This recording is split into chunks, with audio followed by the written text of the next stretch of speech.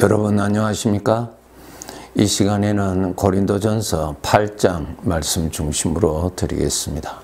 예수 그리스도를 믿어서 하나님의 자녀가 된 우리들은 하나님을 아버지라고 부르며 아버지를 섬기는 그러한 삶을 살아가는 사람들입니다. 오늘 본문에서는 신앙이 이렇게 성숙한 자들에게 아버지께서 특별히 부탁하시는 말씀인데, 하나님의 자녀들 가운데 어린 자녀들이 많이 있으니 잘 돌보라고 하셨습니다. 주 안에서 형제들이 된 너희들은 서로 사랑하라고 말씀을 하셨죠. 특히 우리 신앙생활을 오래 하고 장성한 분량에까지 잘 자란 하나님의 자녀들은 믿음의 동생들에게 본이 되는 그러한 자가 되라고 말씀하고 계십니다. 그리고 어린 동생은 잘 넘어지고 쉽게 시험에 빠지는 것이니 너희가 서로 잘 돌보아 주라. 그리고 빠졌을 때 잘 이해해 주고 또 일으켜 주라. 또 회복시켜 주라. 신앙이 계속 자라면서 하나님의 자녀답게 살아가도록 그렇게 해 주라고 말씀하고 계십니다. 오늘 본문 고린도전서 8장은 음식에 관하여서 언급하고 있습니다. 신앙이 자란 자는 이런 음식 저런 음식 먹어도 아무런 문제가 없지만은 신앙이 어린 동생들이 볼 때는 그 음식을 먹는 것을 보고 시험에 빠질 수가 있다고 하는 점을 고려해서 너 자신이 절제하도록 그렇게 특별히 부탁을 하셨습니다. 예를 든다면 어떠한 술은 건강에 도움이 되는 그러한 것이 있다고 합니다. 그래서 건강을 위해서 많이 마시는 것이 아니고 아주 약처럼 그렇게 먹을 수 있는 것이 있다고 합니다. 그래서 그런 자기의 건강을 위해서 마시는 술인데, 만약에 그 술을 마시는 자 가운데서 신앙이 어린 사람이 본다면은 그것을 보고 시험에 빠지기가 쉽다라는 점을 생각하라는 것입니다. 아, 술을 마셔도 괜찮구나. 이렇게 어린 동생은 그렇게 생각을 하게 된다는 것입니다. 아, 저 사람은 몸이 안 좋아서 그 약으로 섭취하는 것이구나.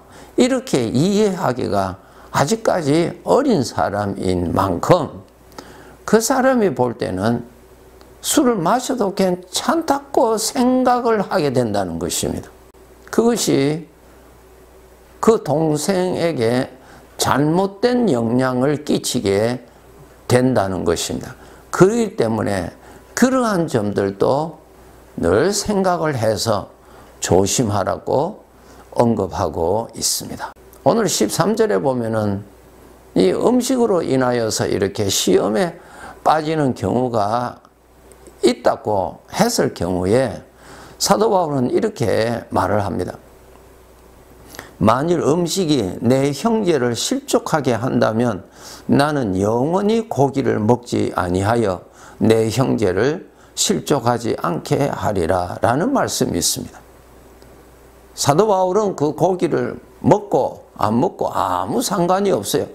자기 건강을 위해서 먹고 싶지만은 얼마든지 먹을 수 있지만은 믿음이 어린 동생이 보고 크게 오해를 하고 신앙적으로 실족할 수가 있는 위험성이 있다면 그는 고기를 먹지 않겠다고 그렇게 말하는 내용이죠. 이것이 하나님 아버지 안에서 형이 동생을 사랑하는 것이고 그것이 아버지가 기뻐하시는 것이라는 것입니다. 이러한 점들을 우리는 잘 지켜나가야 될 것입니다.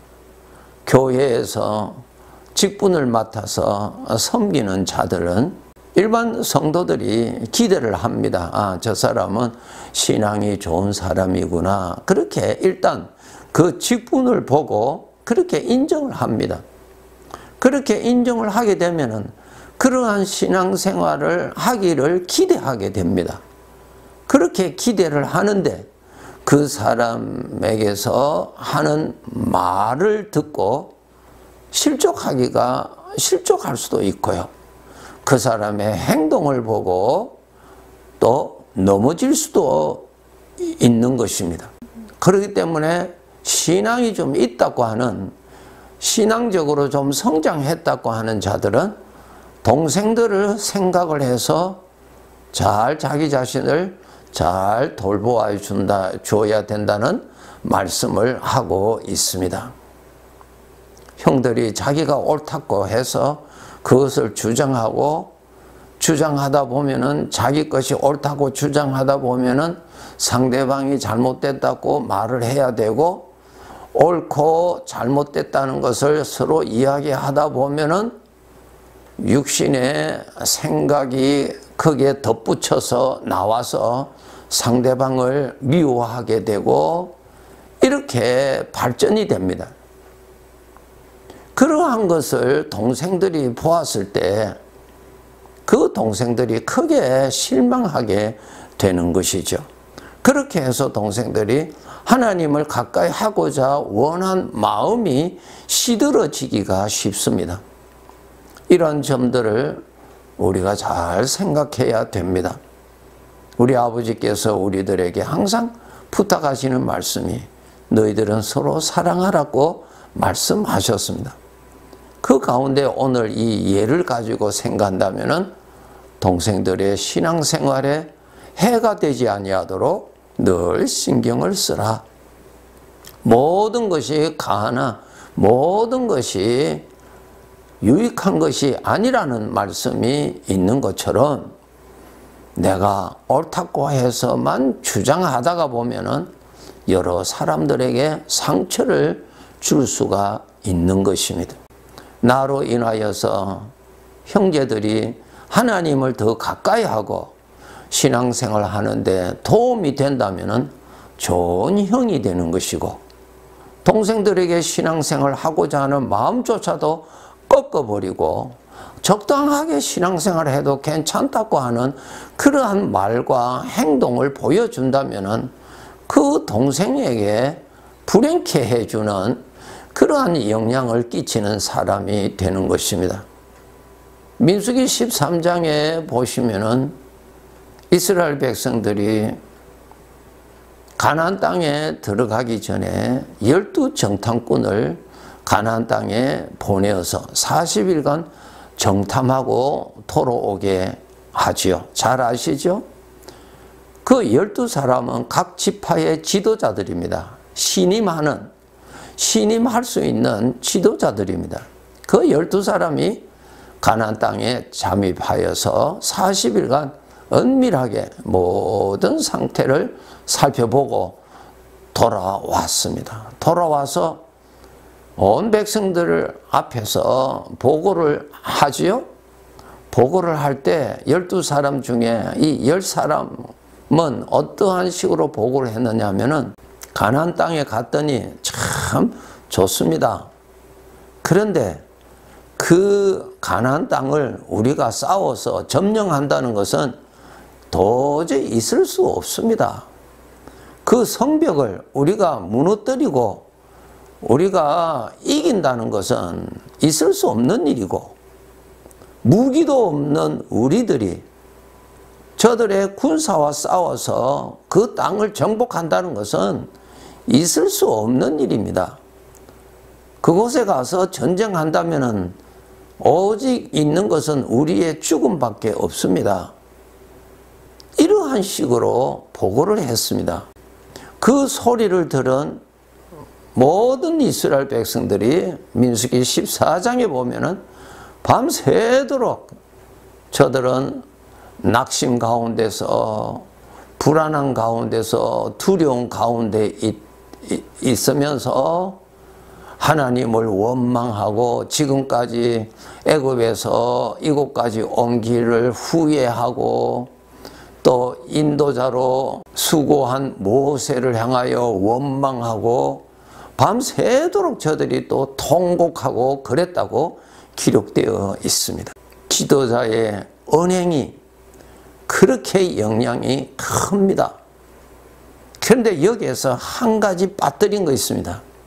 지금 이 이스라엘 백성들을 누가 인도하십니까?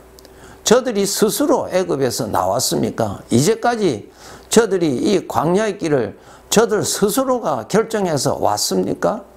아니죠. 하나님이 인도하셔서 이곳까지 왔어요. 또 하나님의 뜻은 가나안 땅을 점령해서 이스라엘 백성들이 살게 하는 것입니다. 그 하나님이 하실 일이에요. 그 하나님을 잊어버렸다는 것입니다. 하나님은 염두에 두지 아니하고 생각했다는 것입니다. 하나님의 계획과 하나님의 뜻은 전혀 생각하지 않았다는 것입니다. 하나님이 없는 우리들만 두고 보니까 그렇게 말할 수밖에 없지요. 사실이죠. 여러분, 우리가 인생을 살아가는 데 있어서 하나님이 없는 나만 가지고 나의 실력과 나의 가능성을 가지고 이 인생을 바라볼 때 우리는 소망을 가질 수가 없지요. 두려움이라고 하는 곳에서 빠져나갈 수가 없습니다. 그런데 우리에게는 하나님이 계시잖아요. 과거를 돌아보세요. 하나님이 같이 계셨잖아요. 미래를 보세요. 하나님의 약속이 있잖아요. 현재를 보세요. 그 하나님이 오늘도 같이 계시잖아요. 하나님을 모시고 생각해야 되고 하나님의 뜻 안에서 보아야 되고 이루실 하나님을 믿는 믿음으로 보아야 되는데 이 지도자들이 하나님은 염두에 두지 않았습니다. 저들의 보고에 하나님에 관한 믿음의 소리가 한마디도 없었어요. 그 소리를 들은 이스라엘 백성들이 하나님은 전혀 생각하지 아니하고 완전히 저들이 인간의 생각, 육신의 생각에 빠져서 오히려 하나님을 원망하고 그렇게 했습니다. 그런데 그 두 사람, 10사람은 그런 식으로 보고했고 두 사람은 하나님을 의식하고 하나님을 믿고 모든 것을 이루실 하나님을 믿는 믿음 안에서 저들이 말을 하지요. 예, 그 땅은 참 크고 성벽은 큽니다마는 하나님의 약속이 있잖아요. 하나님이 이루어 가실 것이니 하나님을 믿고 갑시다. 하나님을 믿고 갑시다.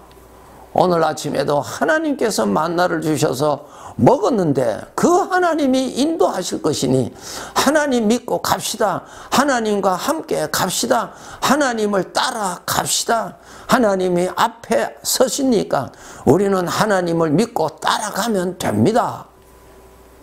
그렇게 두 사람은 보고를 했으나 이스라엘 백성들은 그 소리를 듣지 아니하고 10사람의 보고만 확실하게 믿었습니다. 그래서 저들은 하나님을 원망하는 자로 다 넘어졌죠. 하나님께서 어떻게 하셨나요? 그 10사람을 죽였습니다. 지도자의 책임이 이렇게 큽니다.